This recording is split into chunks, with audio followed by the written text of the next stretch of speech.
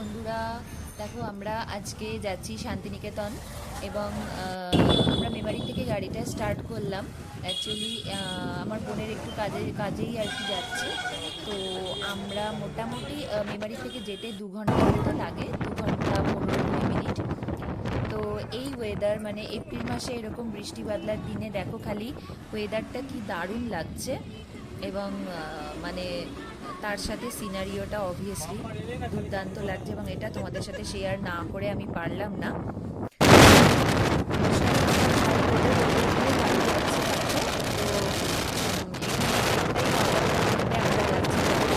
পাচ্ছ গাড়িতে একটু গান ফান চলছে, তো সেখানে আর কি হালকা একটুখানি যা হয় মজা। তো এইটা আমার সাথে হয় প্রত্যেকবারই। তো দেখো খালি সিনারিটা, আমি তো মানে এই ওয়েদারে নিজেকে কন্ট্রোলই করতে পারছিলাম না, যে মানে কোথায় হারিয়ে যাওয়ার মতো ওয়েদার। এরপরে দেখো আমরা চলে এসেছি একটা হোটেলে, এটা বর্ধমানে, জাস্ট একটু খাওয়া দাওয়া করতে। এটা পাঞ্জাব হোটেল। তো এখানে জাস্ট আমরা একটু টিফিনটা করে নিলাম। করে নেওয়ার পরে যা হয় অনেকক্ষণ বসেই আছি, তারপরে তারপরে আবার গাড়ি স্টার্ট করলো এবং তারপরে খালি সিনারিটা দেখো, মানে জাস্ট কিছু বলার নেই আর কি। মানে বর্ধমানের পরে এরপরে যাচ্ছি এবং ভিউটা আমি মানে মানে অসাধারণ, মানে এই ভিউটা আমি তোমাদের সঙ্গে শেয়ার করি। হ্যালো বন্ধুরা, তো যথারীতি আমি পৌঁছে গেছি শান্তিনিকেতনে। তোমাদের অলরেডি আমি কিছুটা ক্লিপস দেখিয়েছি শান্তিনিকেতনে। তো এই রিসোর্টের নাম হচ্ছে রূপকথা রিসোর্ট। তো দেখো রিসোর্টটা ভীষণ ভালো। এই যে পুরো মানে তার গেট আপটা এরকম আর কি, ভীষণই ভালো। আর এখন বুঝতেই পারছো বর্ষাকাল নয়, এবার একটু আমরা জানি যে এপ্রিল মে মাস এই সময়টা প্রচণ্ড গরম লাগার কথা আমাদের, মানে গ্রীষ্মের দাবদাহে আমরা একদম বিপর্যস্ত হয়ে পড়ি। তো এরকম সময়ে এইরকম বৃষ্টি, মানে এটা আমাদের কপাল, এটা আমাদের ভীষণ ভাগ্য। তাই জন্যই আমি বর্ষাকাল বললাম আর কি, মানে ভুলেই গেছি যে গরমকাল আর কি। এত ঝড় বৃষ্টি হচ্ছে গতকাল থেকে যে এখন বর্ষাকালই মনে হচ্ছে। তো দেখো এইটা হচ্ছে গেটটা। সো এবার ভেতরে এসো, একবার দেখো রিসোর্টটা, রূপকথা রিসোর্ট। এটা ভীষণ সুন্দর রিসোর্টটা, মানে আমি এটা দেখে তবে আমার এটা পছন্দ হয়েছে। তো রিসোর্টটা এই মুহূর্তে ফাঁকা, এখন সেরকম কেউ নেই। একবার দেখো ভেতরে আমাদের একটু ঈশ্বর দিয়ে শুরু করি। দেখো আমাদের শ্রী শ্রী রামকৃষ্ণের মন্দির এখানে আছে ছোট করে। এরপরে তোমাদের দেখাবো হচ্ছে আমাদের যে কটেজগুলো আর কি। এটা হচ্ছে মেন অফিসটা, এখানে আর কি আগে গিয়ে কথা বলতে হবে। এবং এইটা হচ্ছে টোটাল ব্যাপারটা, এবং এখানে গাড়ি পার্কিংয়ের কোনো সমস্যা নেই, মানে যেটা আমাদের সমস্যা হয়নি, আমাদের গাড়িটা এরকম ভেতরেই ছিল। এবং কিন্তু ঝড় জলে খালি বিপর্যস্ত হয়ে গেছে জায়গাটার অবস্থা। এরপরে দেখাই, ওটা হচ্ছে রেস্টুরেন্ট, এই যে সাদা রঙের এইটা রেস্টুরেন্ট। আর আমাদের গাড়ি পার্ক করতে কোনো অসুবিধা হয়নি, আমাদের গাড়িটা এখানে আছে, মানে মেন গেট বন্ধ থাকলে আমাদের গাড়ির কোনো সমস্যা হবে না রাতে। আমরা এই কটেজটায় আছি, লাজবতী কটেজ।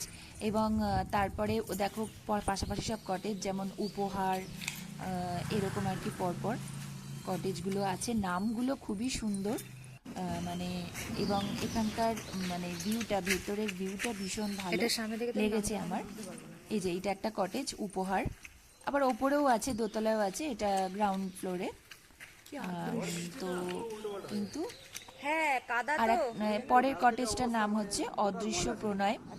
এরকম পরপর অনেকগুলো কটেজ আছে, কিন্তু এর মানে কালার বা সমস্ত কিছু মানে গন্ডগোল হয়ে গেছে ঝড়ের কারণে। কারণ গতকাল থেকে প্রচণ্ড ঝড় বৃষ্টি হয়ে গাছ, লাইট ইত্যাদি সমস্ত কিছু ভেঙে মানে জর্জরিত অবস্থা। খালি সিচুয়েশনটা তোমরা দেখো, এই যে এখানে একটা খুব সুন্দর একটা গাছ আছে।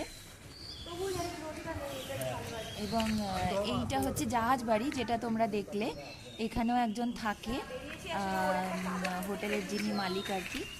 তো খালি মানে জিনিসগুলো দেখো, এত সুন্দর জায়গা, কিন্তু ঝড় বৃষ্টিতে কি অবস্থা, এবং সব থেকে বড় কথা কাদা, জল, মানে যা তা অবস্থা, গাছ টাছ রাস্তাঘাটে এরম পড়ে আছে, চেয়ার ভেঙে পড়ে আছে, মানে যেন মনে হচ্ছে একটা সুন্দর প্রকৃতিকে যেন নষ্ট করে দিল কয়েক মিনিটে আর কি, এরকম লাগছে আর কি।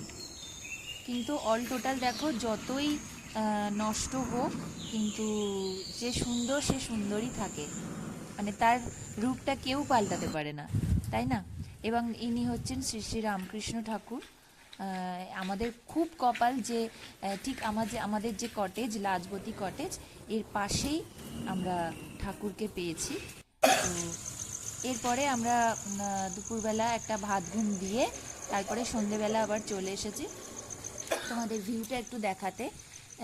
দেখো খালি সন্ধেবেলা লাইটগুলো জ্বলেছে অন্ধকারে, উফ, যেন অসাধারণ একটা জায়গা, অসাধারণ দৃশ্য। এরপরে তোমাদের কাছে নিয়ে এসেছি শ্রী শ্রী ঠাকুরের রূপটা। তোমরা খালি মানে কটেজের ভেতরের রূপটা দেখো, মানে এত বিপর্যস্ত, এত ঝড় জল হওয়ার পরেও কিন্তু লাইট জ্বালালে তাকে এইরকম মনোরম লাগে, এরকম সুন্দর লাগে। আর সব থেকে বড় কথা, আমাদের অত মানে গ্রীষ্মের যে দাবদাহের যে আমাদের যে মানে একটা উৎপাত, বা এটা কিন্তু আমাদের খুব একটা কিছু মনে হচ্ছে না এই মুহূর্তে। এরপরে তোমাদের কাছে নিয়ে আসছি শ্রী শ্রী ঠাকুরের রূপ। আমি আবারও তোমাদের দেখাচ্ছি, কারণ দিনের বেলা একরকম লেগেছে, রাত্রেবেলা কিন্তু লাইট জ্বালানো আছে, এবং লাইট জ্বালালে তাকে ঠিক এই রকম লাগে। শুধু দেখো, অন্ধকারের মধ্যে ঠাকুর যেন আমাদের পাশেই আছে। So please subscribe.